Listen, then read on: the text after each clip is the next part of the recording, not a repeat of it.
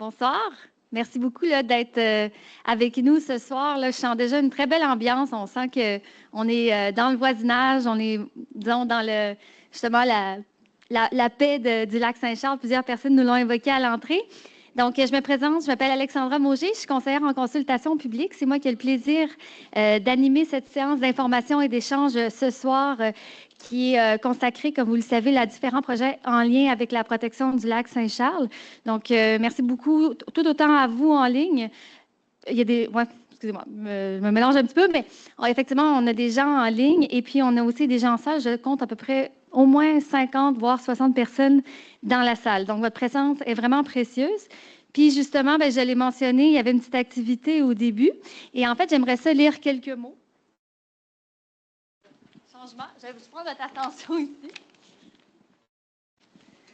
En fait, on vous a demandé, là, quand vous êtes entrés, pour vous, qu'est-ce que ça évoquait le lac Saint-Charles, la rivière Saint-Charles? Puis on a des très beaux mots qui ont été partagés.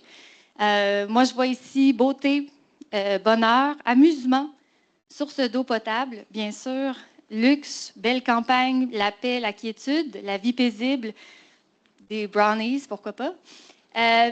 Notre milieu de vie, la tranquillité, la maison. Puis je vois surtout beaucoup, effectivement, la paix. On a demandé aussi aux personnes en ligne de participer à notre petite activité. Je vais voir si ça fonctionne. Ah.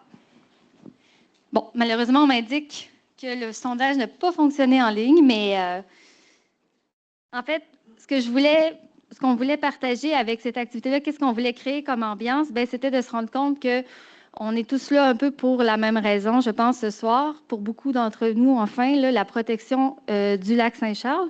Ce qu'on vient faire aussi, c'est important. On n'a pas tous, probablement que parmi vous, les citoyens, vous n'avez pas tous la même vision de comment ça se vit, de comment on vient, c'est quoi les projets qui seraient porteurs pour protéger le lac Saint-Charles. Mais justement, on veut confronter aussi ces différentes perceptions-là ce soir. Puis je pense que ça peut aussi cohabiter dans un cadre qui va être à la fois respectueux, équilibré et durable. Donc, voilà. Alors, la soirée de ce soir, justement, déjà, on le sait, on est en bonne compétition avec un match contre les Hurricanes ce soir. Donc, merci beaucoup d'être avec nous malgré tout. On a une rencontre qui est tout aussi chargée que pour eux. Donc, on a plusieurs sujets importants à aborder. Puis, on a tout un défi devant nous, justement. On a une bonne soirée chargée. Mais c'est un défi qui est collectif. Puis, je pense qu'on va pouvoir y arriver en travaillant ensemble. 3 projets qui sont présentés ce soir. La version préliminaire du plan de gestion des usages récréatifs du lac Saint-Charles. État d'avancement et concept préliminaire des réaménagements extérieurs au centre écologique Léopold-Beaulieu. Restauration de milieux humides sur le site de l'ancienne cour à casse du 513 rue Roussin. Donc, concrètement, ce soir, on vise dans un premier temps, évidemment, à vous informer sur ces différents projets. Puis ensuite, on va vous offrir un espace pour vous exprimer, échanger et contribuer aux réflexions. On est conscient qu'il y a toutes sortes de projets qui sont en cours. Il y a d'autres projets qui sont en lien avec la protection du lac Saint-Charles, mais c'est certain que ce soir, on nous invite à nous concentrer sur les 3 projets que je viens de nommer. Avant de débuter aussi, j'aimerais ça tabler sur le fait que ce soir, on a tous un rôle à jouer pour le bon déroulement de la séance, puis aussi pour créer une collaboration constructive. Donc, à ma gauche, vous avez vos élus qui sont présents ce soir. Ils sont là pour vous entendre lors des échanges également. Et je le dis parce que le rôle des élus, il n'est pas simple. Il faut en même temps être à l'écoute des citoyens, mais il y a aussi des impératifs, évidemment, pour la bonne gestion publique de la ville et la protection de la source d'eau. Il y a aussi parfois des compromis qui doivent être atteints. Donc, c'est pas une position qui est facile et il faut le respecter, évidemment. Je vous présente donc Marie-Josée Asselin. Elle est vice-présidente du comité exécutif de la Ville de Québec et elle est responsable des dossiers en lien avec l'eau et l'environnement. Bonsoir. À sa gauche, nous avons Marc Roussin, probablement que vous le connaissez, conseiller municipal du lac Saint-Charles-Saint-Émile et président de l'arrondissement de la Haute-Saint-Charles. Bonsoir à tous. Merci. Je prends un petit moment aussi pour présenter les équipes de la Ville qui sont présentes ce soir, qui portent les projets qui vont vous être présentés. Donc, je rappelle, le rôle à tous les jours, c'est d'amener des recommandations à la Ville sur les meilleurs projets à adopter. Ils mettent à profit leur expertise à tous les jours. Ce soir aussi, ils vont être présents, vont prendre tout le temps nécessaire pour répondre à vos questions.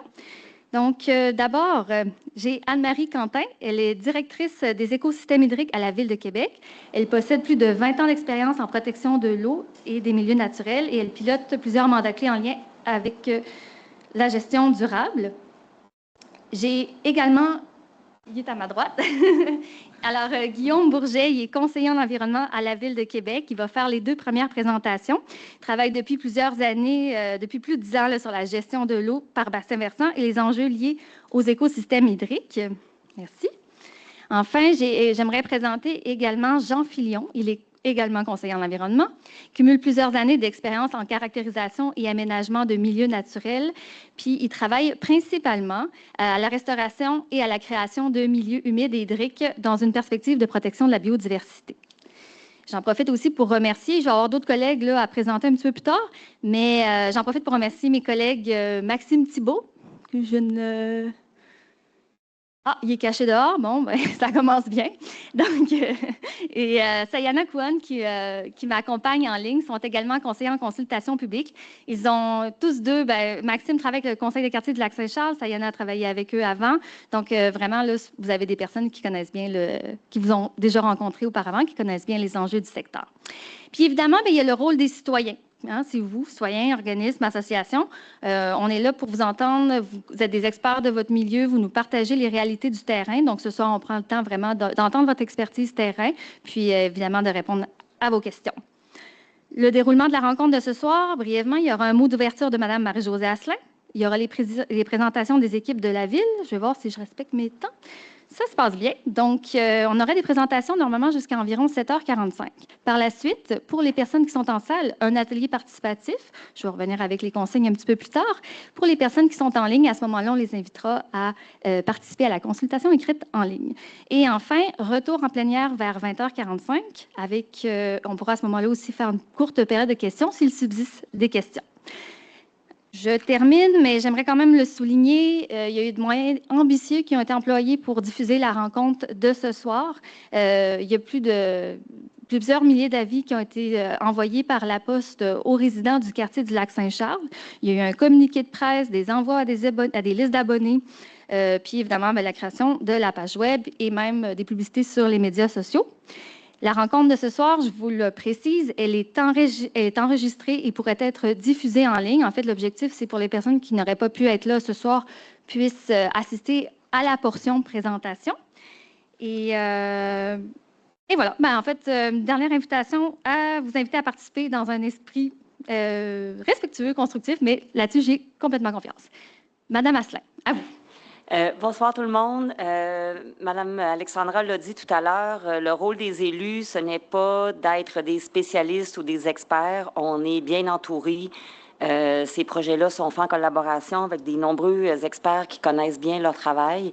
Vous allez avoir la chance tantôt de parler aussi à des gens de chez Canard Illimité qui travaillent sur le projet de restauration de la cour à casse sur Roussin. Nous, on est là pour faire le pont entre les citoyens, l'administration, prendre les meilleures décisions pour protéger notre source d'eau potable, mais aussi respecter les capacités financières des citoyens, respecter les droits individuels et les droits collectifs, les besoins des uns et les besoins des autres. Il faut arriver à des solutions de compromis dans ces cas-là. Monsieur Roussin et moi, on a tous les deux à cœur cet enjeu-là. Donc, c'est pour ça qu'on collabore à la présentation ensemble de ce soir. Au-delà des partis politiques ou des prises de position, il reste que la protection de notre source d'eau potable, c'est quelque chose qui tient à cœur à l'ensemble des élus de la Ville de Québec. Donc, on est vraiment ici pour vous entendre vos préoccupations, bonifier ces projets-là dans la mesure où ce sera possible, mais vraiment de bien comprendre vos préoccupations. Donc, je laisserai quelques secondes à mon collègue et après ça, on passera aux choses qui vous intéressent, c'est-à-dire les présentations des équipes par la suite. Merci. Merci, Marie-Josée. Écoutez, ça, c'est entre autres pour ce qui est des usages récréatifs du Lac-Saint-Charles, c'est un dossier qu'on entend parler depuis longtemps, depuis des années, on devrait dire. C'est en marche. Je dois saluer le fait que les gens de la Ville ont eu la tâche pas facile du tout. C'est-à-dire qu'ils devaient composer avec deux extrêmes, c'est-à-dire deux visions complètement opposées, et tout ce qu'il y a dans le milieu. Il y a des gens qui voulaient un usage récréatif ouvert à tous. il y a des gens qui voulaient un usage fermé à tous. Alors, dans ces situations-là, c'est un travail qui est vraiment pas facile et ils ont dû à composer avec tout ça pour essayer de trouver le meilleur compromis possible. Ce qui va vous être présenté ce soir, ça m'a plu. J'ai hâte de voir vous autres comment ça va vous plaire. Mais bref, on va s'en parler tantôt. Merci. On va débuter avec la mise en contexte de Mme Anne-Marie Quentin. On a-tu le petit... pour avancer les affaires? Moment technique. Donc, je vais commencer quand même. Donc, merci d'être ici ce soir. Il y a plusieurs visages que je reconnais. Donc, merci d'être présent. Moi, ça fait, comme disait Alexandra, plus de 20 ans que je travaille pour la protection de la prise d'eau du lac Saint-Charles. Puis, je pense que plus on va au lac, plus on l'aime, plus on a le goût de le protéger. Donc, je pense que c'est important aussi que cette accessibilité-là demeure, mais soit encadré d'une certaine façon. Donc, aujourd'hui, on est là pour parler justement des usages récréatifs. Comment ça se comporte, comment on le place, là, en fait, dans les planifications de la ville.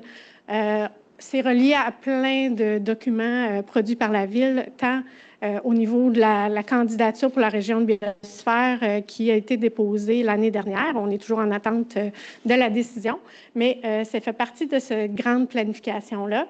Même chose au niveau de la stratégie en faveur de la biodiversité ou encore du plan climat. On parle d'un milieu résilient, donc on essaie de conserver nos milieux naturels pour être plus résilients comme ville. Aussi, au niveau du plein air urbain, il y a un plan directeur qui a été fait par la Ville au niveau du plein air urbain. Donc, on prend en compte aussi les orientations de ce document. Mais c'est surtout porté par le plan de protection de la prise d'eau.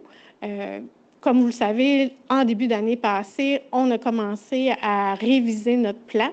Une version préliminaire avait été soumise là, à la population. Donc, on devrait avoir une annonce sous peu pour la version finale. Ce plan, il traite de plusieurs volets, de plusieurs enjeux.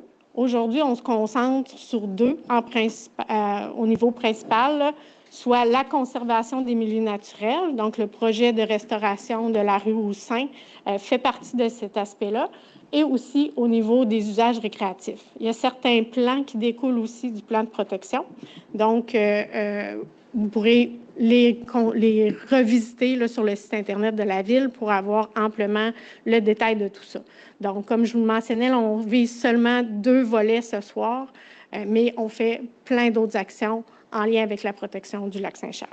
Donc, sur ce, je passe la parole à Guillaume. Je vais monter ça un peu.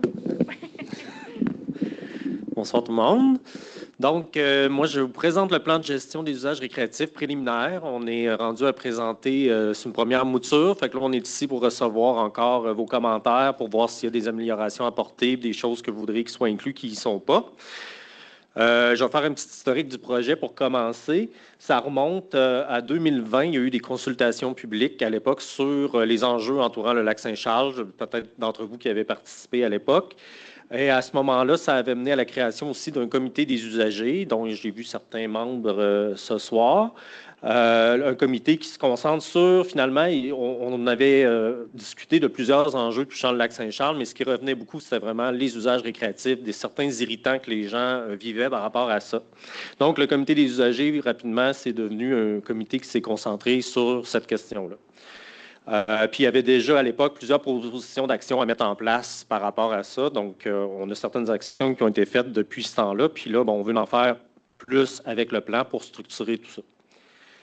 Il y a eu aussi une consultation en 2023 écrite, là, une enquête en ligne sur les usages récréatifs. On a eu 1256 répondants, donc beaucoup de gens. C'est beaucoup quand même pour un sondage en ligne. Il y avait aussi des gens sur le terrain qui faisaient répondre les gens. Ça nous a donné beaucoup d'informations aussi là, sur les types d'activités que les gens pratiquent, c'est quoi qui les irrite, c'est quoi qu'ils aimeraient avoir, tout ça. On avait déjà de l'information là-dessus. Puis à la même époque, le comité des usagers, nos travaux, on avançait, puis la recommandation principale, c'était ça prendrait un plan de gestion pour structurer toutes nos actions, puis que ce soit le plus efficace possible, plus cohérent. Donc, la réflexion a débuté là pour le plan, puis la Ville, on a octroyé un mandat à une firme externe pour nous fournir des recommandations pour faire notre plan. On a reçu le rapport de la firme en 2025, on a épluché tout ça, on a fait, puis à partir de ça, on a élaboré notre plan préliminaire, aussi avec les commentaires du comité des usagers et d'autres partenaires, comme Agiro, entre autres. Puis on réfléchit aussi sur le rôle du comité maintenant, là, à partir du moment où on va avoir un plan, est-ce qu'on fonctionne encore de la même façon? Puis là, on fait les consultations publiques, c'est aujourd'hui, sur la première mouture du plan. Donc ça, c'est l'historique. Puis aussi, oui, comme je disais, entre 2020 et 2025, en parallèle à tous ces travaux-là, la Ville a fait différentes actions aussi que vous avez sans doute remarquées. De la surveillance, de la sensibilisation avec la brigade nautique sur le lac et la rivière, le réaménagement de la mise à l'eau au pont à Patates, le suivi de l'intégrité des milieux naturels, de plusieurs milieux naturels autour du lac qui appartiennent à la Ville. L'installation de bouées comme celle à gauche pour délimiter les herbiers de myriophylle à épis, pour inciter les gens à ne pas circuler dans ces zones-là. Plusieurs autres activités de sensibilisation, des dépliants de bonnes pratiques, kiosques là, sur les espèces exotiques envahissantes. Puis on avait mis des stations de nettoyage sommaire il y a 2 ans, je crois. Donc, au cours des différentes consultations qu'on a eues, dont lesquelles je vous ai fait part, les consultations 2020 et les questionnaires en ligne en 2023, on a récolté les principaux héritants qu'on a regroupés, les choses qui reviennent beaucoup. Là, vous pourrez nous faire part d'autres peut-être après, quand on sera rendu aux ateliers. Mais ce qui ressort tout le temps, c'est le stationnement, la fluidité de la circulation sur le site là, où est situé le local, le centre écologique Léopold-Beaulieu. Manque d'espace de stationnement, puis que ce n'est pas sécuritaire aussi, qu'il y a des gens qui vont sur les terrains aussi, qui stationnent dans la rue, puis qui empiètent sur les terrains des gens pour gonfler leurs embarcations, des choses comme ça. Ça, c'est un gros problème. Après ça, une augmentation de l'achalandage qui a été remarquée, notamment depuis la pandémie. Fait que là, on craint des impacts sur la qualité de l'eau, les milieux naturels autour du lac. Donc, on souhaite qu'il y ait des mesures qui soient prises pour encadrer le tout pour pas que ça dégénère. Puis aussi, bien, c'est lié à l'augmentation d'achalandage aussi, certains mauvais comportements de certains usagers qui vont créer des accès informels, piétiner la végétation, mettre des déchets, faire du bruit, de la vitesse avec leurs embarcations, des feux, des attroupements, bon, toutes sortes d'éléments qui peuvent déranger la quiétude, surtout des résidents.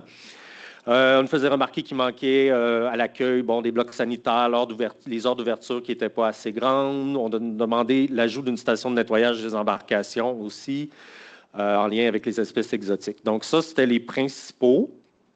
Après ça, le consultant, pendant son mandat, a fait des entrevues ciblées aussi avec notamment l'Association des riverains, Agiro, la Société de la rivière Saint-Charles, différents intervenants qui sont impliqués de près. Canaux Légaré aussi, les Marais du Nord, le Club nautique, donc différentes personnes qui sont très impliquées dans le domaine des usages récréatifs.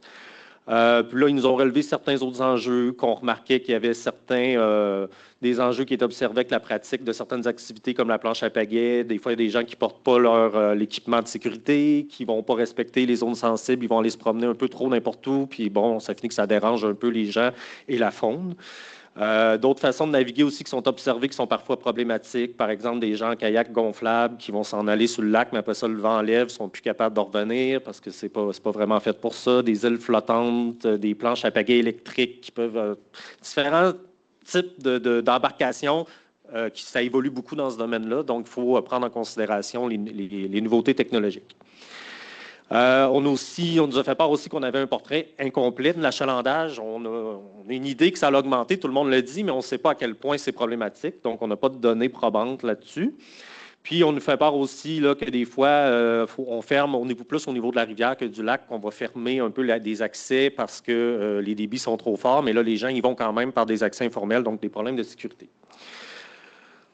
Alors, j'y vais tout de suite. À partir de tous ces constats-là, les documents que ma collègue Anne-Marie vous a présentés au début, les visions de la Ville, tout ça, on a développé, et le rapport de recommandation du consultant, on a développé notre plan préliminaire.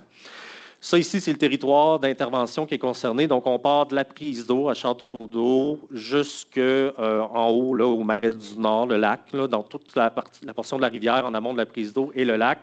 Bien entendu, sur le territoire de Québec, là, c'est le plan de gestion de la Ville. On ne peut pas prendre des décisions pour les autres municipalités, mais ceci dit, on va travailler en collaboration, notamment avec Stoneham, là, qui ont été déjà impliqués sur le comité des usagers puis qui sont avec nous dans ce travail-là.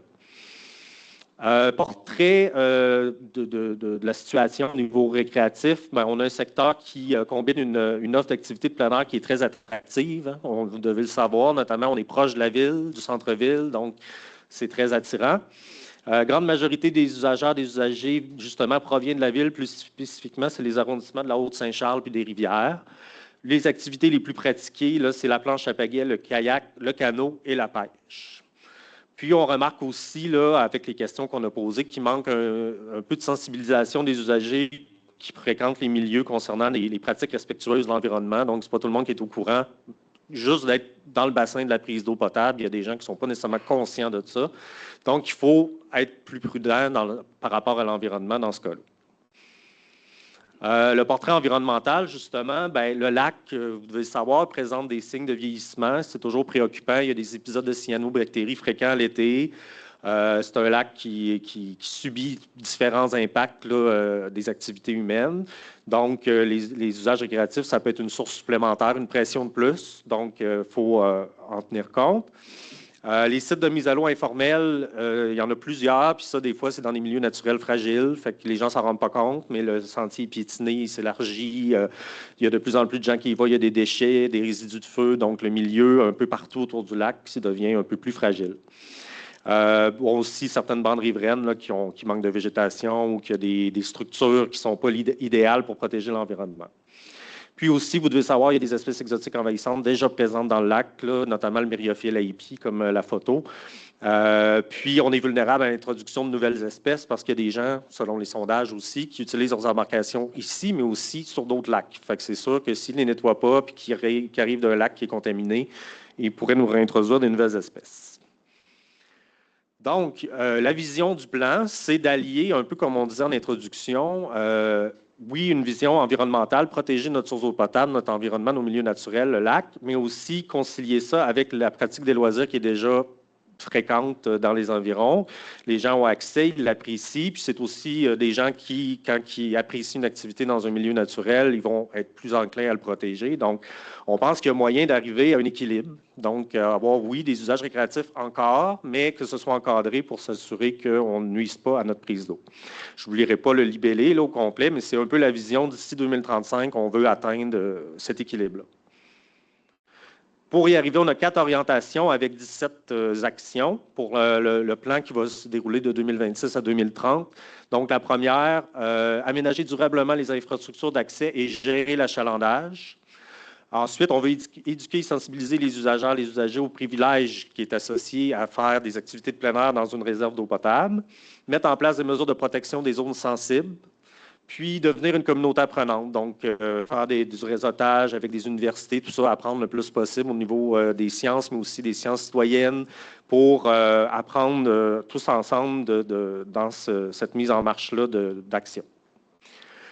Donc là, je vais aller rapidement pour les différentes actions pour chacune des orientations. Bon, vous aurez la chance, là, après, dans les ateliers, de choisir ce qui vous interpelle le plus puis de venir en discuter davantage. Donc, pour la première, pour aménager durablement les infrastructures puis gérer l'achalandage, on veut adopter des principes directeurs d'aménagement pour encadrer le tout. Donc, ça, j'ai une diapo après pour vous expliquer qu'est-ce qu'on entend par ça plus précisément. On veut aussi comptabiliser les statistiques sur l'achalandage pour avoir le bon portrait. Là, on nous disait qu'on ne sait pas vraiment comment ça se passe. Fait qu'on va structurer la démarche pour qu'on soit au courant d'année en année comment ça évolue. On va évaluer ensuite si c'est nécessaire qu'il y ait un système de contingentement ou non. Peut-être que la situation n'est pas aussi dramatique que c'est une perception, ou peut-être qu'il y a vraiment un problème. Donc, avec les données qu'on va obtenir, on va pouvoir l'évaluer. Quand on parle d'adopter des principes directeurs d'aménagement pour encadrer les usages récréatifs, dans le fond, bien, on va se doter un peu d'une forme de guide là, pour déterminer chacun de nos accès, comment on les développe. Donc, pour encadrer la pratique, fait que ça peut être des exemples de mesures, ça peut être hiérarchie, voyons, pardon, un mot difficile ce soir, mais avoir différentes catégories d'accès. Donc, on pourrait avoir des pôles principaux qui ont plus de services disponibles, un pôle intermédiaire que là, c'est différent, puis c'est aménagé selon certains principes pour chacun de ces types d'accès-là, avec différents services. Les répartir aussi pour que l'achalandage soit réparti un peu partout, qu'on n'ait pas une grosse concentration à un endroit, que ça a beaucoup d'impact, que ça devient dérangeant aussi. Donc, c'est de revoir un peu tous nos principes d'aménagement sur le territoire que je vous ai présenté au début. Uniformiser la signalétique aussi pour que tout le monde se soit harmonisé, que ce soit le même message partout, que ce soit clair pour tout le monde. Donc, c'est un peu ce qu'on entend par cette mesure-là. On avait une orientation aussi sur la sensibilisation. Donc là, on veut mettre en œuvre un plan de communication. Ça va commencer dès cet été. Là, on a des actions de communication déjà, vous allez voir, pour inciter les gens à, oui, pratiquer leur activité, mais ramener les déchets chez eux, de ne pas avoir d'impact sur le milieu. Ensuite, on va mettre en place des mesures pour encourager aussi tous ces bons comportements-là. Fait qu'on verra là, dans les prochaines années, peut-être un code d'éthique, certains incitatifs, des choses pour encourager les gens. Aussi, on va avoir une carte que vous allez voir dès cet été, là, une carte à jour sur la navigation qui identifie les milieux sensibles sur le lac. Donc, vous avez vu les bouées là, dans les dernières années. Là, ça va être aussi représenté sur cette carte-là. Ça explique pourquoi c'est là, puis pourquoi il ne faut pas y aller. Puis, c'est ça. C'est une façon schématisée beaucoup plus claire là, pour que tout le monde comprenne bien. On va octroyer des mandats de sensibilisation à des organismes aussi, comme on avait avec la brigade nautique. Là, on va continuer, on va accélérer aussi sur certains sujets. On va aussi peut-être organiser là, des corvées de nettoyage, des trucs comme ça pour mobiliser les gens aussi. D'ailleurs, si vous êtes intéressés, à la fin, je pense, dans les documents de consultation, vous pouvez laisser vos coordonnées. Si jamais on organise des activités du genre, vous voulez être mobilisé, bien, vous serez la bienvenue. Une fois que le plan sera adopté, mais bon, si tout va bien, ça devrait être cette année. Après ça, pour l'orientation sur la protection des eaux sensibles, bien, on va continuer à gérer de façon la gestion écologique des terrains de la ville. On va installer une station de nettoyage des embarcations au centre écologique Léopold-Beaulieu et baliser la navigation, là, comme on a déjà commencé avec les bouées, pour s'assurer que les gens circulent aux endroits où ça ne cause pas de problème. On veut aussi continuer là, les efforts de surveillance des véhicules hors route qui circulent hors des sentiers balisés. C'est une problématique qu'on nous fait part à chaque année. Puis évaluer aussi les activités récréatives qui sont autorisées ou non. Donc, pour l'instant, comme je vous disais, il y a de plus en plus, comme ce que vous voyez sur l'image d'une moto marine, mais il y a des motos marines électriques maintenant qui sont très puissantes, qui peuvent aller très vite. Ça peut causer problème. Fait qu'il y a plein de nouveautés comme ça qu'il faut qu'on évalue, qu'on se détermine est-ce qu'on permet ça ou non sur le lac. Fait que beaucoup de choses à ce niveau. Et puis la dernière, devenir une communauté apprenante, bien là, on veut favoriser l'engagement des citoyens en donnant différentes actions de visibilité là, pour favoriser l'engagement, développer des liens de réseautage avec des universités, des organismes, continuer à s'inspirer de ce qui se fait ailleurs aussi. Créer un laboratoire de recherche aussi par rapport vraiment à voir l'impact des usages récréatifs en lien avec les sources d'eau potable. Donc, on n'est pas les seuls à vivre ça. Il y a d'autres places dans le monde ou même au Québec qui ont des sources d'eau potable, il y a des usages récréatifs. Fait que c'est quoi le meilleur équilibre à atteindre? Puis, bien, faire de l'évaluation de toutes les mesures qu'on va mettre en place. Donc, les prochaines étapes, bien, aujourd'hui, c'est la séance d'information. Après ça, on va laisser un mois avec un formulaire en ligne où il va être possible aussi de déposer des documents, donc consultation écrite. Là, si vous avez des idées, des commentaires, vous avez un mois pour nous les faire parvenir. Été, automne, on va intégrer les commentaires, puis à l'automne, c'est le dépôt du plan final. Donc, je change de sujet, ça va être encore moi pour le prochain. Donc, je vais vous parler des améliorations extérieures parce que c'est relié, là, ces deux mandats très connexes. On veut faire des améliorations extérieures au centre écologique Léopold-Beaulieu, donc réaménager un peu le site. Je vais vous faire part de ce projet-là, donc les objectifs. Ça part beaucoup, là, on veut mettre à niveau la rampe de mise à l'eau. Il y a beaucoup de sable, de sédiments qui se rejettent au lac à chaque année dans ce secteur-là, donc on veut réaménager ça pour éviter ça. Améliorer la fluidité de circulation pour assurer la sécurité des usagers aussi. Là, comme je vous disais tantôt, c'est un irritant pour plusieurs personnes. Fait qu'on veut trouver une façon d'améliorer la circulation au niveau du stationnement. Limiter la propagation d'espèces exotiques envahissantes. Apporter des améliorations aux installations pour la pratique d'activités récréatives.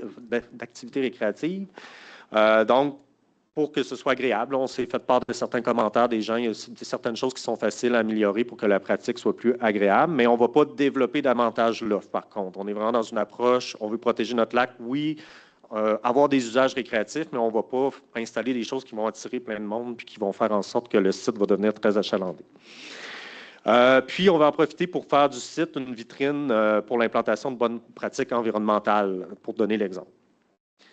Donc, le site en question, vous devez le connaître, là, ça c'est probablement à l'automne. Il n'y a pas beaucoup de verdure, là, mais c'est photo aérienne du site.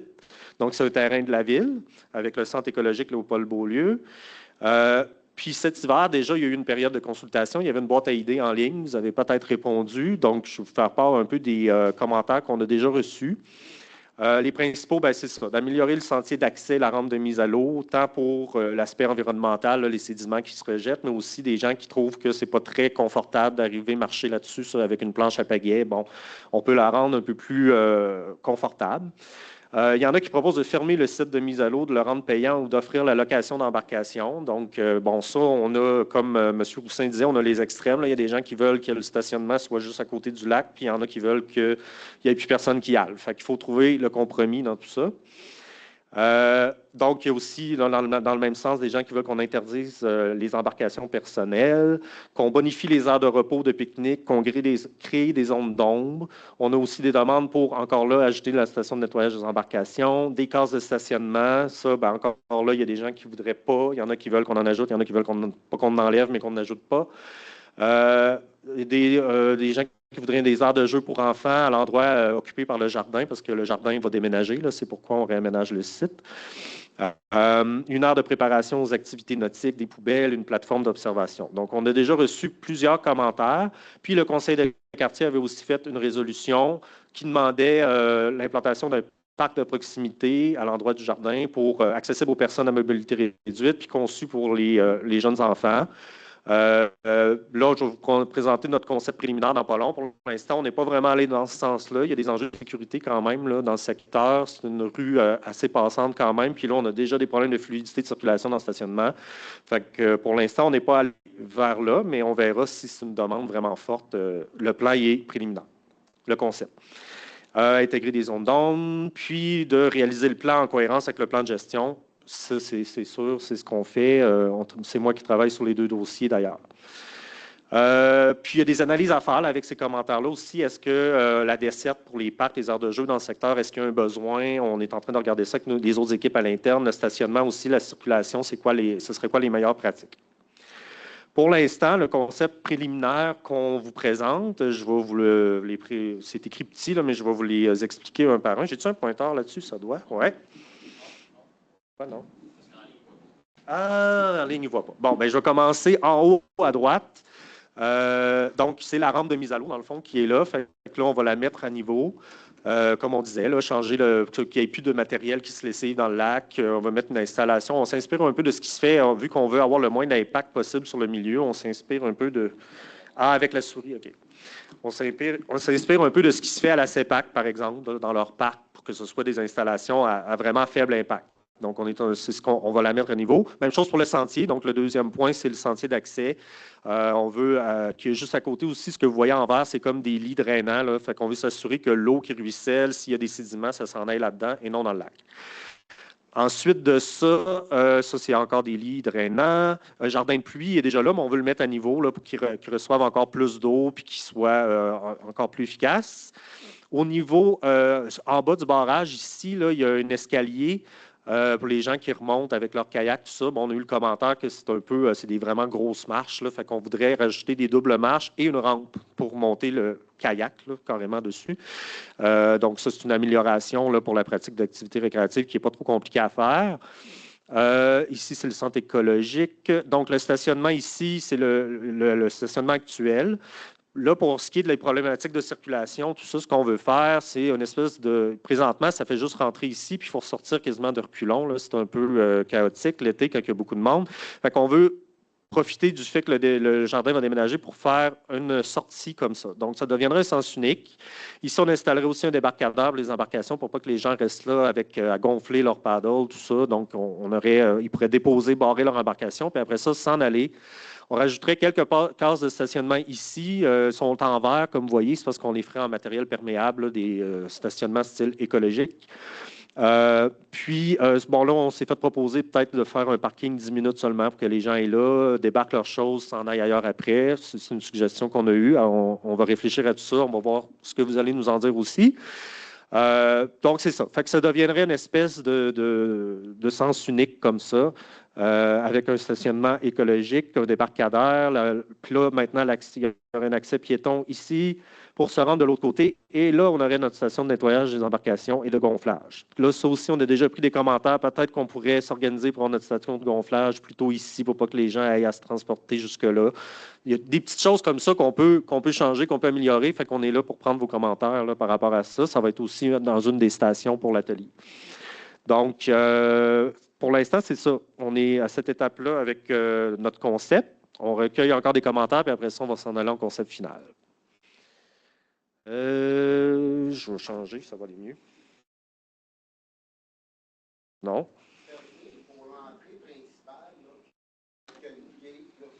Ouais.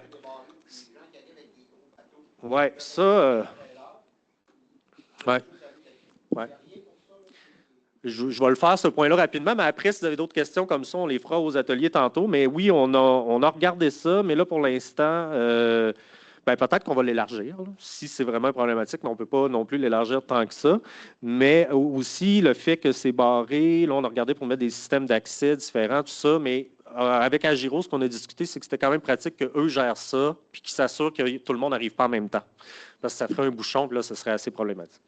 Donc, pour l'instant, on restera un peu avec ce système-là.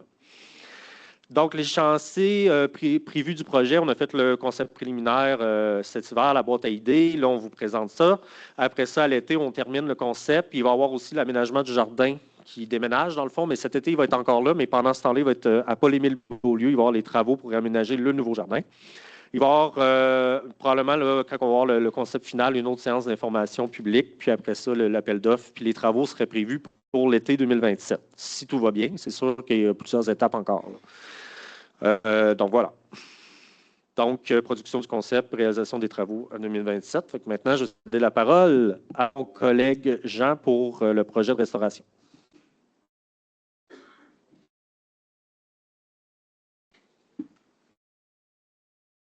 Je vais en profiter pour aussi présenter notre collaborateur dans le projet, Simon Lachapelle de Canard Illimité Canada. Pardon, pour le monde en ligne, oui. Donc, Simon Larochelle travaille chez Canard Illimité Canada à titre de chargé de projet en restauration. Canard Illimité possède une solide expérience en restauration des milieux humides. Puis, peut-être qu'on peut commencer par faire une parenthèse sur les milieux humides. Déjà, à quoi ça sert un milieu humide? Ce n'est pas un sujet encore super connu. Fait que dans le contexte de la cour à casse puis de ce secteur-ci, les milieux humides qui sont déjà présents, c'est des marais, des marécages, des tourbières. Puis, comme ils sont en zone inondable, la principale fonctionnalité de ces milieux-là, c'est de servir d'éponge pour quand il y a des crues, absorber l'eau, puis en période d'étiage, la relarguer. Dans le contexte qu'on a une prise d'eau en aval, c'est ça qui nous intéresse. C'est pour ça que l'angle principal du projet, on parle de milieu humide ici. Donc, on va restaurer une cour à casse. C'est ça le projet qu'on vous présente aujourd'hui. On se situe en amont de la prise d'eau, mais en aval du lac Saint-Charles. On est pas mal à mi-chemin, à 3 km de la prise d'eau. On est au 513 rue Roussin, puis au coin de l'avenue du lac Saint-Charles. Ceux qui habitent le secteur savent que c'est inondé à chaque année. Il y a des problématiques récurrentes, là. On n'a pas la prétention de régler tout le problème, mais on va améliorer la situation comme on est capable de le faire.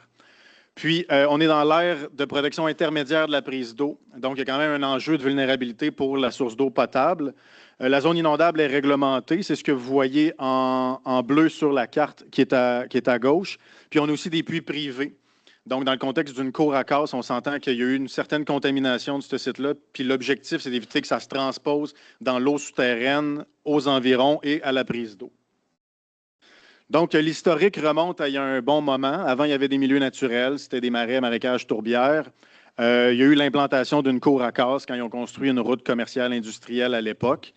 Puis, on a réalisé, dans le fond, lors des premières caractérisations environnementales, que le site était solidement contaminé. Je vais faire la présentation. S'il y a des questions, vous pourrez à la fin, peut-être. Une cour à scrap. Parc automobile, usager, actif. Ouais. Bon point, bon point. Donc, la Ville a acquis les lots parce qu'il y avait un souci de protéger la prise d'eau. C'était dans le cadre du plan de protection des sources d'eau potable. Puis, il faut aussi considérer que maintenant, la Ville s'est dotée d'un plan régional pour les milieux humides puis hydriques. Donc, dans nos objectifs, on veut restaurer des milieux humides avec ces deux objectifs connexes qu'on vient joindre, sans compter les bénéfices pour la biodiversité et les autres stratégies connexes qu'on a aussi associées à ça. Donc, on a fait la réhabilitation. Ça, c'est le terme scientifique pour dire décontamination, là. Fait que, dans le fond, on a réhabilité, décontaminé les 2 sites selon le critère admissible pour le ministère de l'Environnement. Ce travail-là est fait. Maintenant, on ne veut pas laisser ça sur un terrain remblayé qui n'a aucun intérêt, qui est imperméable en zone inondable. Il ne joue pas ce qu'on aimerait qu'il joue dans le secteur. Donc, on a fait un dépôt au ministère de l'Environnement. Il y a un programme qu'on n'arrête pas de dire que l'argent dort, les fonds sont là. Depuis, on détruit des milieux humides, on accumule de l'argent. Mais là, la Ville, on a commencé à aller chercher de l'argent dans ce fonds-là. On va utiliser cet argent-là pour restaurer des milieux humides sur le territoire. Puis ça, c'est le premier gros projet de milieu humide qu'on fait. On a fait d'autres projets, mais pas aussi gros, puis pas spécifiquement de milieu humide. Donc, je résume un peu le contexte. J'ai un pointeur. Il faut que je prenne la souris. On a une zone inondable qui est réglementée. On le voit à chaque année, là, ça déborde même la zone qui est illustrée sur la carte.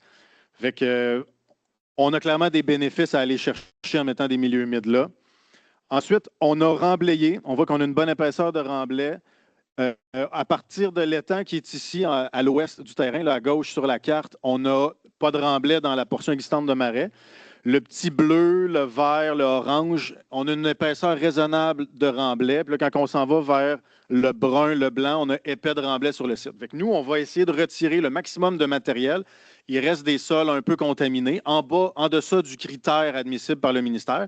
Fait qu'on a une gestion importante des remblais contaminés à faire. On sait qu'il y a des matières résiduelles. On parle de briques, d'asphalte, d'autres débris qui ont été mis là pour élever les sols à l'époque où les gens voulaient circuler puis travailler finalement dans la zone commerciale sans se faire inonder ou sans trop se faire inonder.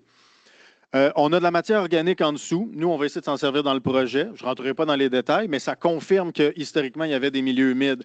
Quand on a cette épaisseur-là, là, à partir du moment où vous avez du rouge, on a au-dessus de 30 cm de matière organique. Fait que c'est un pied. C'est déjà beaucoup de matière organique. Puis il y a juste dans des milieux humides, naturellement, qu'on peut retrouver ça, ou dans votre compost. Mais, sinon, pour la végétation, on a fait des caractérisations des milieux environnants, avec on sait qu'est-ce que le milieu est capable d'avoir, qu'est-ce qu'il y a déjà. Fait que c'est ça, toutes ces informations-là nous ont amené à la conclusion que la restauration de milieux humides était la meilleure avenue pour ces 2 terrains-là que la Ville a acquis. Donc, on s'est allié avec un partenariat Canard Illimité Canada. On a aussi l'Université Laval qui sont avec nous dans le projet. Il y a des experts en restauration qui accompagnent la Ville. Puis, je vais laisser notre expert en restauration ici présenter nos objectifs de restauration. Donc voilà, Simon Lachapelle de chez Canard Illimité Canada. Donc, je fais partie du groupe, dans le fond, qui a été mandaté par la Ville pour travailler sur ce projet-là. Donc, justement, comme on disait, l'objectif vraiment, c'est d'aller retirer certaines zones de remblai pour gagner du volume en zone inondable. C'est l'objectif principal. Comme on disait aussi, on a déjà des milieux humides qui sont présents. Donc, c'est d'aller rajouter, dans le fond, milieux humides qui sont déjà là. On utilise le beau, puis on en met un peu plus. Comme on dit aussi, justement, il y a des plantes exotiques envahissantes qui ont déjà colonisé sur le site à certains endroits. Donc, c'est de faire aussi d'une pierre deux coups. Donc, tant qu'à faire des travaux puis à vouloir recréer ces milieux humides-là, c'est aussi d'utiliser ces travaux-là pour aider dans le combat contre ces plantes exotiques envahissantes-là. Une des questions aussi, beaucoup, ça coûte cher bouger des sols. Donc, c'est d'aller voir comment est-ce qu'on est capable d'optimiser cette gestion-là des sols sur place. Donc, pour essayer d'optimiser, minimiser les coûts puis optimiser la gestion des sols directement sur le site. Comme on disait, justement, c'est un gros partenariat qui se passe entre nous, justement, à Canard Illimité. On travaille aussi avec l'Université Laval. Canard Illimité, c'est ça, on est un énorme organisme, dans le fond, qui fait de la conservation puis de la restauration de milieux humides. Au Québec, c'est notre 50e anniversaire cette année. Au Canada, on arrive près du 90e anniversaire. Donc, on connaît bien ça. Puis donc, c'est ça, on travaille justement dans ce programme-là qui vient du MLCCFP pour utiliser l'argent qui est dans cette banque-là pour utiliser l'argent puis restaurer des milieux naturels. Puis là, c'est d'utiliser à bon escient sur le projet de la rue Roussin. Donc, mauvais bord, excusez. On va faire ça vite, il ne reste pas grand temps, mais si vous avez des questions, on va être à l'arrière, là. Tant qu'à mettre des milieux humides puis faire une première avec un potentiel de recherche puis tout ça, il y avait un intérêt quand la Ville possède des terrains. On le sait, les gens aiment ça souvent qu'on puisse y avoir accès, que ça ne reste pas fermé puis qu'après ça, n'importe qui fasse n'importe quel usage. Fait qu'ici, on a le souci de rendre accessibles ces terrains-là. On s'inspire un peu de l'idée du marais Bellevue, créer des passerelles sur pilotis pour éviter l'empiètement dans les milieux humides parce que ça cale des milieux humides. Faire un belvédère pour créer un point d'intérêt au centre de tout ça. On a un fonds qui est permis là, dans le 3 millions qu'on va chercher au ministère. Il y a un 10 qui peut servir pour de la mise en valeur. On va refaire un parc bus temporaire. Là. On va le retirer. La ville va reprendre ce mandat-là. On va faire un stationnement mutualisé. Il y a des intérêts de connecter avec les milieux riverains. Là, c'est une phase 2. On vous parle d'un concept qui est, ça, c'est de l'idéation. Ça fait qu'il y a encore place à la discussion, mais le but, c'est d'augmenter la perméabilité entre les quartiers. C'est un peu fermé, ce secteur-là. Fait comment on peut connecter avec les environs. Puis, on veut quand même garder une certaine intimité pour les riverains qui sont déjà présents. Fait que dans le souci de faire la gestion des remblais et des déblais, il y a beaucoup de sol à retirer. On va réélever des buttes en arrière-cour pour que les gens puissent garder leur intimité autour, mais aussi pour les visiteurs dans le milieu. On va avoir plus de quiétude. On va couper le bruit là, de la zone industrielle puis des routes où ça circule. Donc, ça, c'est notre concept de mise en valeur. Je vais laisser sommairement notre conseiller de chez Canard Illimité présenter là, ce qu'on va faire en termes de milieu naturel. Mais vous viendrez nous voir à l'arrière, on va avoir plus d'informations. La grandeur, parce que c'est vraiment un immense terrain. Je pense que c'est quoi, 2 terrains de football? Le terrain fait plus de 2,5 hectares, mais notre cible dans le milieu humide, c'est 2,5 hectares. Fait que, on va maximiser la superficie qu'on peut parce que la superficie, avec ça, il y a un volume qui vient. Plus on est capable d'aller chercher de volume, c'est-à-dire d'enlever du remblai, bien là, ça, c'est de l'espace de stockage pour l'eau. Fait qu'avant que cette eau-là descende vers la rue Roussin, on va donner un peu de résilience au terrain en aval. On ne peut pas prétendre avoir de l'impact, mais 2,5 hectares, ça peut représenter presque autant de volume, sinon plus, en profondeur, selon l'épaisseur du remblai. Fait que c'est quand même limité, considérant qu'on a des kilomètres carrés de zone inondable. On a quand même l'espace dont on dispose pour faire le maximum qu'on peut. Donc voilà, le concept préliminaire justement qui a été présenté par la Ville. Dans le fond, c'est de revoir qu'est-ce qu'on est capable de venir faire sur ce site-là. On avait, comme on a dit déjà, des milieux humides qui sont présents au nord du lot. Donc, c'est d'aller un peu agrandir ces aires-là avec justement qu'est-ce qu'il y a déjà, puis juste venir bonifier en fait ces aires-là. Il y a déjà justement de la forêt aussi qui a recommencé à prendre place sur le site. Donc, c'est de garder cette forêt-là au maximum, venir gérer nos espèces exotiques envahissantes en même temps. Puis justement, là, ici, on présente justement des petits chemins qui vont pouvoir permettre à la communauté de venir utiliser ce site-là à bon escient. Justement, tu sais, il y a d'autres projets Canard, par exemple, qui sont un peu dans le même style. Je ne sais pas si vous connaissez le marais Léon-Provencher. C'est un projet Canard aussi. Aussi les marais à Cap-Tourmente. Donc, c'est un peu dans cette veine-là qu'on vient restaurer ce milieu-là pour donner accès puis faire, justement, faire du beau avec ce site-là. On ne peut pas faire pire qu'une cour à casse, hein? Juste mentionner que, là, je vais utiliser la souris. Le concept de mise en valeur vise juste la portion en bas, donc les 2 terrains qui sont visés. Puis tout ça, c'est comme une vision future pour essayer dans une autre phase. Fait que juste que les attentes soient claires. Donc, les prochaines étapes, ce qui nous intéresse, on est en mode plans et devis avec Canard Illimité qui vont réaliser les plans et devis, qui vont réaliser la surveillance des chantiers. On va aller en appel d'offres public quand on aura une entente avec le ministère pour la réalisation des travaux. Puis, on espère débuter ces travaux-là cet automne. Donc, on s'est mis un calendrier assez ambitieux. Ils vont être terminés au printemps prochain. On va vouloir voir comment ça se passe en zone inondable pour aller planter les arbres aux bonnes places, pour faire des marais marécages, rendre ça beau pour une mise en valeur en accès au public ultérieurement. Donc, voilà. Si vous avez des questions, c'est un gros projet, c'est compliqué, mais on va être à l'arrière.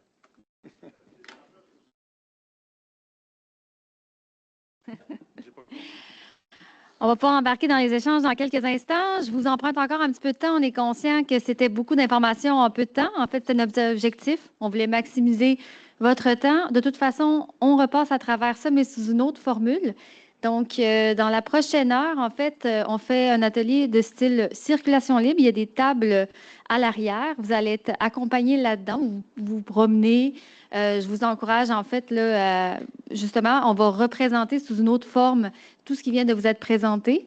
Donc, il y aurait 5 kiosques pour l'orientation 1, aménager durablement les infrastructures d'accès et encadrer l'achalandage. Ça va être avec Guillaume Bourget, que vous avez déjà vu. Il va être tout proche, en fait, du kiosque réaménagement extérieur au centre écologique Léopold-Beaulieu. Vous aurez l'occasion, là, à ce moment-là, en fait, de revoir le concept d'aménagement. Je suis consciente que les caractères étaient très petits. Fait que là, vous allez voir en plus grand. Voilà. Orientation 2, éduquer et sensibiliser les usagères et les usagers aux privilèges associés à un usage récréatif dans un bassin versant de prise d'eau potable. Un long titre, c'est avec Isabelle Gratton. Elle est conseillère en communication à la Ville. Elle a 20 ans d'expérience aussi dans ce domaine-là. C'est une personne qui est très engagée dans toute la question de la transition écologique et je pense qu'elle est intéressée à entendre vos idées pour comment sensibiliser les citoyens aux bonnes pratiques là, en lien avec la protection du lac. Enfin, orientation 3, mettre en place des mesures de protection des zones sensibles, et orientation 4 sont mis ensemble, devenir une communauté apprenante avec Anne-Marie Quentin et Maxime Thibault. Voilà. Et enfin, ben là, je pense qu'il l'a dit plusieurs fois, il a fait beaucoup de promotions de son kiosque Méjean Filion, là, et ainsi que Canard Illimité pour la restauration de milieux humides. Donc, comment ça fonctionne? En fait, différentes formules. On vous invite, en fait, dans un premier temps, si vous le souhaitez, vous pouvez nous donner, on va remettre dans le fond là, toutes les actions qu'on vous a montrées. Fait que, si vous trouvez ça très positif, je vous invite à mettre un point vert. Si vous êtes un peu mitigé, jaune.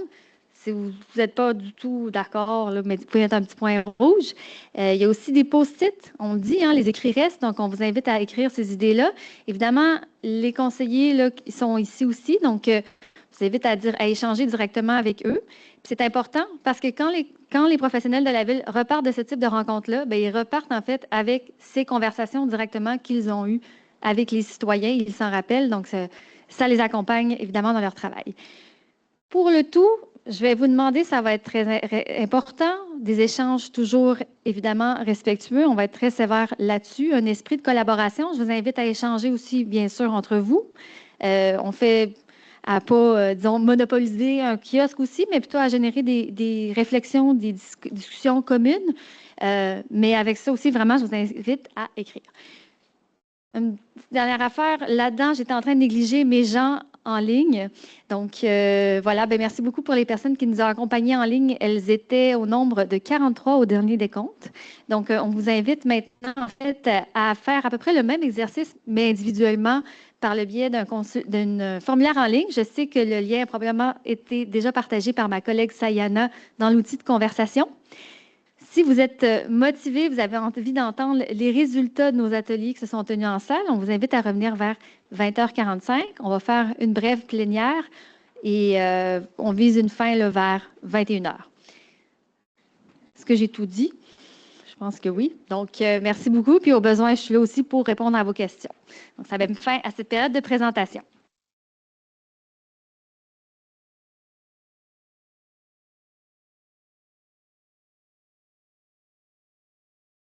À ceux qui sont restés, là, je sais que vous êtes très engagés. J'ai pu percevoir que certains kiosques ont été très populaires. Tout le monde on a participé à l'ensemble, mais j'ai vu qu'on allait possiblement réaménager complètement le site écologique Léopold Beaulieu. Mais c'est bien correct parce qu'on était là de toute façon pour retourner à la table à dessin ce soir. Écoutez, rapidement, je vais demander aux personnes qui ont animé des kiosques, j'aimerais ça entendre un très bref résumé, peut-être 1 à 2 minutes chacun, de ce que vous avez entendu à votre table. Puis après ça, s'il restait des questions, on va clore la séance là, avec quelques questions ou autres commentaires. Anne-Marie est prête. Je vais la prendre en premier. Les autres, je vais les laisser continuer de mariner leurs idées.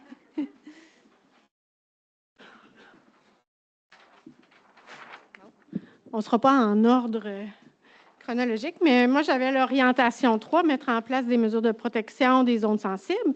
Donc, j'ai beaucoup de crochets verts. Fait que je pense qu'il y a quand même des bonnes actions qui ont été appréciées.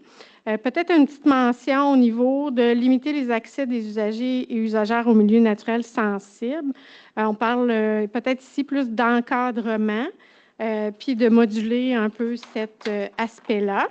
Ensuite, pour la station de lavage, on écrit « enfin », mais que ça prendrait de l'encadrement. C'est sûr que si on met une station qui n'est pas surveillée, peut-être que les gens vont passer à côté, donc qu'il y ait une personne sur place. On mentionne aussi, au niveau de la rivière, il y a aussi des milieux sensibles, donc la protection des bandes riveraines à la rivière permettrait de diminuer l'érosion. Donc ça, c'est un aspect important à considérer. Les balises sur les bouées, que ce soit clair, que le message soit vraiment évident. Donc, un pictogramme qui nous dit tout. Donc, on n'a pas besoin d'être très près pour savoir qu'est-ce qu'on ne doit pas faire ou faire en lien avec ces bouées. Ensuite, je je pense que c'est pas mal ça.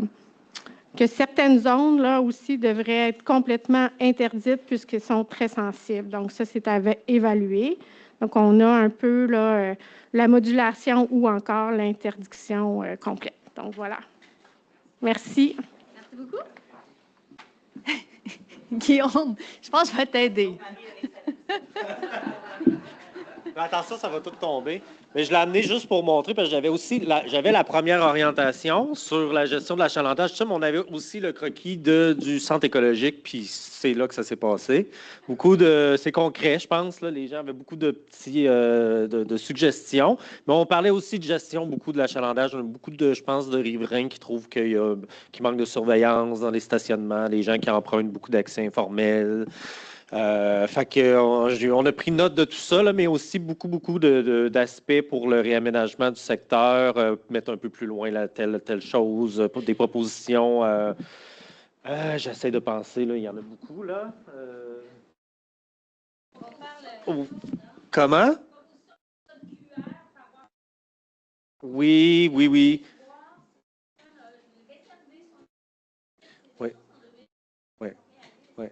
Ouais, on a beaucoup parlé de ça, de gestion des accès, d'achalandage, de mettre des stations partout, puis de barrer tous les autres accès. Mais bon, comme on expliquait, c'est pas si simple, mais on va réfléchir à toutes vos propositions. Maxime, tu as l'air prêt.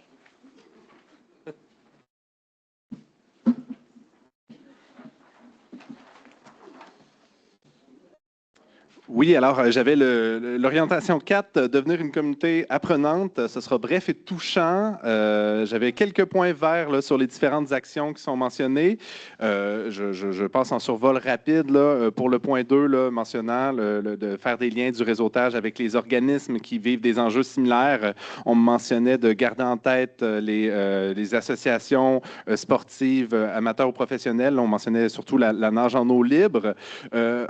Également, lié à ce point-là, on mentionnait qu'il y aurait sans doute de la synergie à faire entre les actions menées pour encadrer les usages récréatifs qui pourraient favoriser la sensibilisation pour préserver les milieux sensibles, mais également être alliés à la sécurité sur les différents usages sur le lac.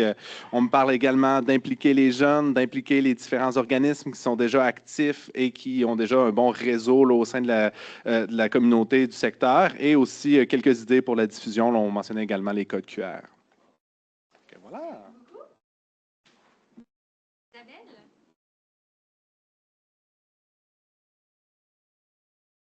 Alors, je peux t'aider à le tenir. Oui. OK. On a un beau bulletin assez vert ici aussi, puis beaucoup de commentaires qui est revenu dans les autres sections. Alors, au niveau de la station de nettoyage, rendre obligatoire, fait que soit de l'affichage ou d'avoir une personne en permanence pour s'assurer que les gens font nettoyer leur embarcation. On a parlé aussi beaucoup des jeunes, de faire des ateliers de sensibilisation dans les écoles, l'école La Passerelle à proximité, l'école Le Sommet aussi, que d'emblée, les équipes écoles se rendent sur le site pour aller profiter du milieu, donc profiter pour sensibiliser cette jeune clientèle. De miser sur des communications positives. On est beaucoup dans des restrictions. Vous ne pouvez pas vous baigner, vous ne pouvez pas faire ci, pas faire ça. On parle de la réglementation. Donc, rendre la communication plus positive puis voir comment les gens peuvent contribuer plutôt que d'être vus comme des personnes qui ne peuvent pas des contrevenants. Ce qu'on a parlé aussi, je ne vais pas en oublier, les ateliers de sensibilisation. Attends un petit peu, approche.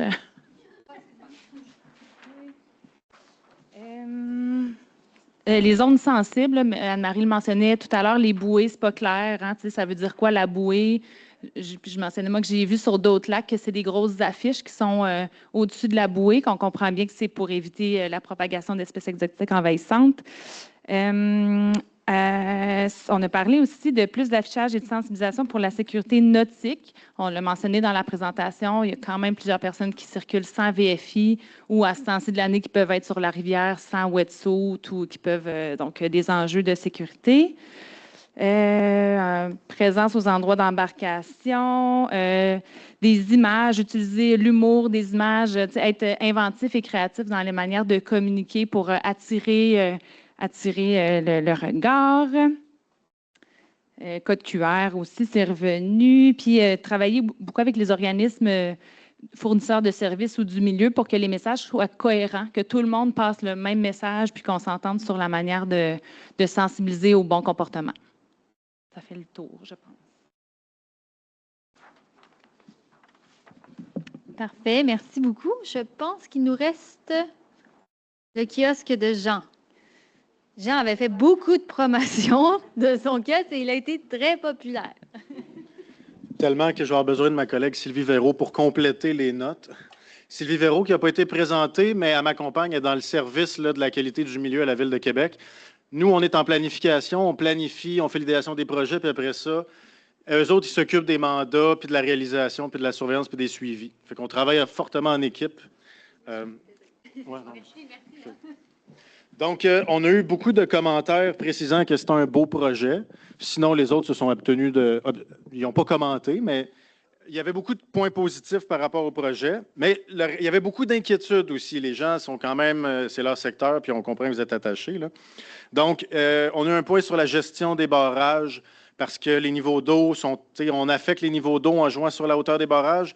Donc, comment on pourrait avoir une meilleure gestion des barrages pour prévenir les inondations? Il y a comme un risque de manquer d'eau pendant l'été, mais en même temps, comment on gère les inondations? Il y a toute cette réflexion-là qu'on nous a amené à bonifier pour être plus efficace.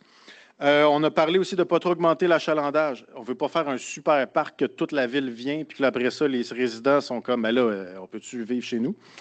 Il y a des inquiétudes sur la contamination des puits citoyens, mais aussi des milieux humides, parce qu'on sait qu'il y a certaines fosses septiques autour, puis il y a des industries. On s'est beaucoup fait poser des questions sur la contamination par les industries, déversements, etc. Puis ben, sur le fait qu'on a des activités commerciales industrielles en zone inondable. Il y avait des réponses qu'on n'avait pas, mais on a donné des pistes de solutions, puis on garde en tête qu'est-ce qu'on peut faire. Il y avait aussi l'intérêt pour certains riverains de maintenir l'accès. On avait parlé de mettre des butons pour isoler un peu. Puis il y en a qui nous ont fait, qui nous ont rappelé qu'eux autres, ils veulent avoir le milieu en arrière, avec pas les isoler. On va s'arranger pour que ça puisse être visible de chez eux. Après ça, il y a contrôler la vitesse si on augmente l'achalandage, etc. Il y a déjà de la vitesse sur certains secteurs. Ça manque d'aménagement piéton ou la mobilité active n'est pas tout le temps au rendez-vous selon ce qu'on s'est fait dire par les citoyens autour. Fait que ça, c'est quelque chose qu'on pourra regarder. Mais sachez que ce qui se passe dans les rues, c'est hors du projet. Mais on collabore avec d'autres services. Fait qu'on va faire le message, puis les élus entendent. Fait que... après ça, on a parlé aussi de connecter les points d'intérêt. On veut faire un milieu naturel avec la mise en valeur. On sait qu'il y a un CPE au nord. Puis l'intérêt aussi de consulter peut-être à nouveau lorsqu'on fera la phase 2, comment les gens veulent qu'on connecte tout ça pour que ça soit à leur goût, puis ça représente aussi l'image du quartier. La mobilité active, je l'ai déjà mentionné, mais peut-être qu'il y a de la promotion à faire par rapport au parc-bus, dont l'achalandage a été insuffisant jusqu'à présent. Puis, on va le réaménager, on va essayer de rendre ça plus adéquat, puis faire en sorte que le stationnement permette davantage à des véhicules de s'installer qu'à des camions industriels de prendre la place.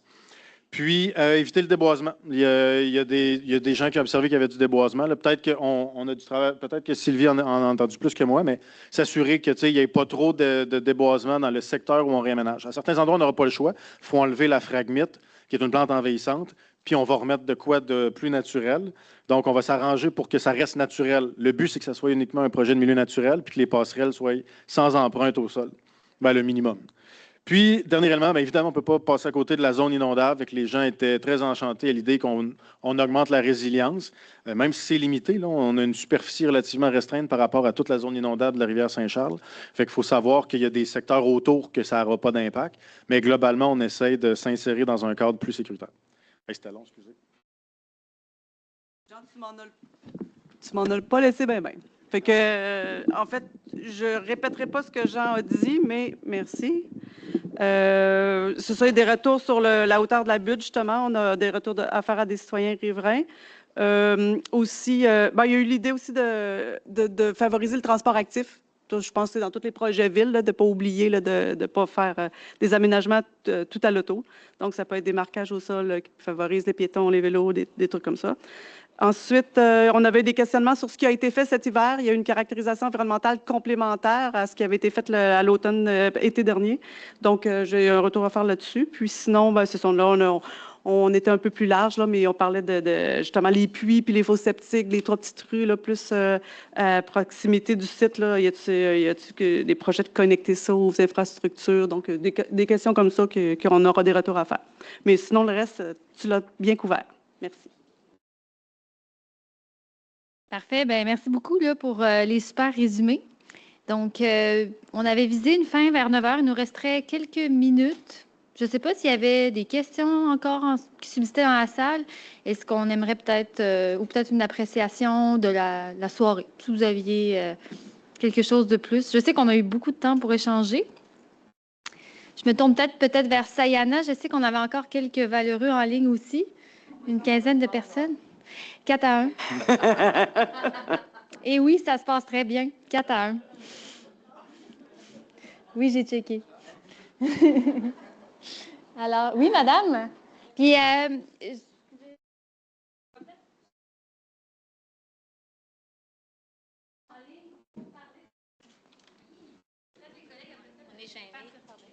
Merci pour la qualité de l'organisation. Je pense que ça répond à plusieurs questionnements. C'est ce que je voyais. On a envie d'être consulté, on a envie de pouvoir participer à ces projets-là. Dans les questions, entre autres pour, par exemple, les accès ou comment on peut faciliter ceux qui habitent autour et ceux qui voudraient pouvoir bénéficier du lac. C'est quoi la prochaine étape? Là, on a donné beaucoup de suggestions, mais avant que ce soit version finale, est-ce qu'il y a encore des chances pour nous de se faire entendre ou de collaborer? Comment on peut être facilitant pour faire suivre la prochaine étape? Là, c'est sûr que ce soir, on avait plusieurs projets à l'étude. Moi, si je me fie, peut-être je me lance dans une réponse, mais peut-être je peux en fait, passer la POC, comme qui dirait, à Anne-Marie. Bien, il y avait 4 semaines de consultation. Puis peut-être qu'on pourrait se donner la possibilité de mettre une case pour le réaménagement de Léopold-Beaulieu, si vous avez des idées supplémentaires. C'est sûr que la consultation portait surtout sur le plan de gestion des usages récréatifs, avec les différentes orientations que vous avez vues. Mais je pense que vous pouvez aussi là, ajouter cette section-là. Je pense qu'on pourrait le proposer là, pour l'ajout. Je fais ça live, là. Mais ça pourrait être intéressant là, si vous voulez rajouter des idées là, dans cette consultation-là de 4 semaines. Puis après ça, bien, il y aura quand même cet automne là, une autre séance pour le site de Léopold-Beaulieu aussi qui va être organisé là, lorsqu'on aura tout rassemblé vos idées puis qu'on aura avancé le concept, bien, ça va vous être présenté également. Merci. Monsieur Roussin demandait la parole. Oui, juste quelques secondes. Moi, ce qui m'intéresse, c'est vous autres. Comment vous aimez ça, ce format-là? Trouvez-vous ça actif? Trouvez-vous ça dynamique? Trouvez-vous ça agréable? Oui? Bon, bien, écoutez, bravo, parce que moi aussi, j'ai aimé l'expérience. Fait que je pense que c'est plus dynamique, c'est plus convivial, puis c'est plus positif. Alors, une bonne nouvelle, si vous avez aimé ça, moi, ce que je pense, ça n'a pas d'importance, c'est ce que vous autres, vous pensez qui compte. Puis, bien, on va le retenir. Merci. J'allais poser la même question parce que pour avoir eu beaucoup de consultations publiques, je trouve que la formule où les gens peuvent se diriger vers les choses qui les préoccupent plus ou pour lesquelles ils ont plus d'intérêt ou puis de ramener les éléments après, je trouve ça plus dynamique, puis c'est moins qu'une file de gens au micro qui attendent de parler chacun leur tour. Fait que moi aussi, j'ai bien apprécié, puis je voudrais souligner l'excellent travail de toutes les équipes qui ont préparé les présentations et qui ont animé chacun des kiosques. Je pense que vous avez constaté le sérieux de la démarche, l'expertise, quel point on travaille avec du monde brillant, on est chanceux. Fait que bonne main d'applaudissements à vous tous et bravo pour la qualité du travail. Merci. Oui, exactement. J'allais dire, on dirait qu'on dirige vers les mots de la fin, mais on avait peut-être encore une ou deux questions. J'avais vu peut-être Madame en bleu aussi après. On peut prendre Monsieur, puis... C'est Madame en bleu, celle-là, non? Non, pas la vôtre. Une autre en arrière. Ma question, c'est par rapport à Stoneham, qui est une partie du lac qui fait partie à Stoneham, les riverains. Ouais. Vous protégez le bas du lac, mais le haut du lac, il va se passer quoi si n'importe qui rampe, s'il ne nettoie rien? Bien oui, tout à fait. Puis en fait, j'avais oublié de le mentionner, mais on avait rencontré le comité des usagers ce mardi qui avait aussi cette inquiétude, là, finalement, Bien, je vais lancer Anne-Marie, c'est ça. Elle va utiliser des meilleurs mots que moi.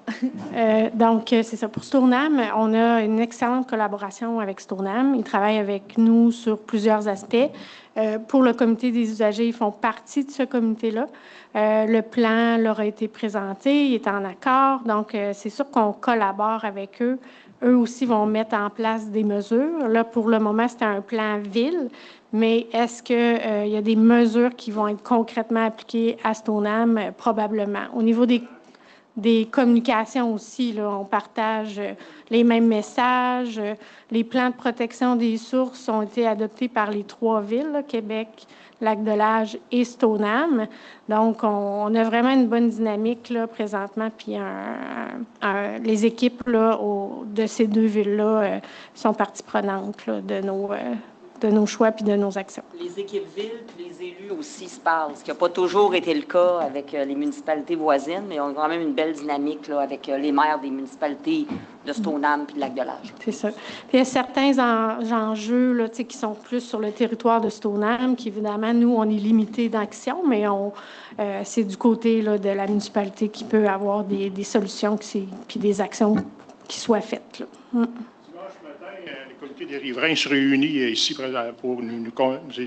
pour tenir au courant les riverains. C'est dimanche matin, je ne sais pas quelle heure, là, 9h, 9h30. D'accord. Merci de l'information. Il y avait peut-être... madame ou... Non? OK.